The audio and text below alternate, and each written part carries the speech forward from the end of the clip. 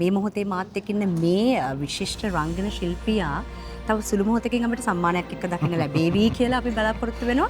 මේවර සම්මාන උළේ විශිෂ්ටතම රංග ශිල්පියාට සම්මානයට නිර්දේශ වෙලා තියෙනවා. ඔබත් එක්ක තවත් විශිෂ්ට රංග ශිල්පීන් තවත් 4 දෙනෙකින් 3 දෙනෙකින් ඉන්නවා. ඉතින් මම හිතනවා මොකද හිතෙන්නේ දැන් සම්මානය අපිට ලබා ගන්න පුළුවන් වේද පැබ්ලෝ වෙනුවෙන්? බලමු ඉතින් ඒක අපි දන්නේ ජෝලිය කොහොමද තීරණය කළා දිනවද කියලා කොහොමද ඉතින් අවසාන තීරණය බාර ගන්න වෙනවා සම්මාන. කොහොමද? ඔව් ඉදිරිපත් වෙනවා කියන්නේ අපි අවසාන තීරණය බාර ගන්නවා. හැදෙන්න කොහොමද ලංකාවේ මෙතරම් දැන් මේ දෙන්නාට අතරේ දැන් ඔබ ඒ සියලුම රංගන ශිල්පීන් අතර ඔබ දැන් විශේෂයෙන්ම රංගන ශිල්පීන් නිර්දේශ වී තිබෙනවා. කොච්චර ඔබට ජීවිතේ සංදිස්ථානයක්?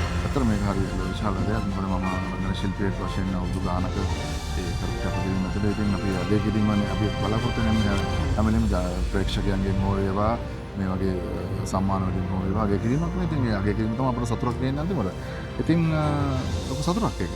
හොඳයි එහෙනම් වසර ගණක ඔබ ලැබපු අත්දැකීම් සියල්ලමත් එක්ක ඔබ ජීවිතේ තවත් විශේෂ දවසකට අද එකතු වෙලා ඉන්නේ. අපි සුබ පතනවා. ඒ සම්මානය ඔබටම හිමි වේවා කියලා හදවතින්ම සුබ පතනවා. බොහොම ස්තුතියි.